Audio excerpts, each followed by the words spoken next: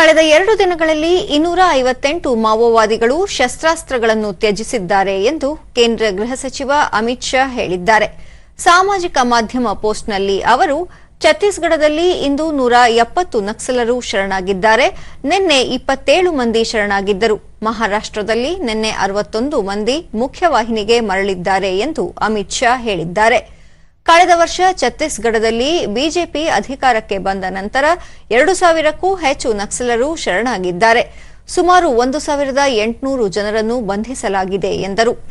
ಮಾವೋವಾದಿಗಳ ವಿರುದ್ಧದ ಹೋರಾಟದಲ್ಲಿ ಇದು ಒಂದು ಹೆಗ್ಗುರುತು ಎಂದು ಹೇಳಿರುವ ಸಚಿವ ಅಮಿತ್ ಶಾ, ಛತ್ತೀಸ್ಗಢದ ಅಬುಜ್ಮರ್ ಮತ್ತು ಉತ್ತರ ಬಸ್ತಾರ್ ಒಂದು ಕಾಲದಲ್ಲಿ ಉಗ್ರರ ನೆಲೆ ಎಂದು ಘೋಷಿಸಲಾಗಿತ್ತು. ಇಂದು ಅದು ನಕ್ಸಲ್ ಮುಕ್ತ ಪ್ರದೇಶವಾಗಿದೆ ಎಂದರು.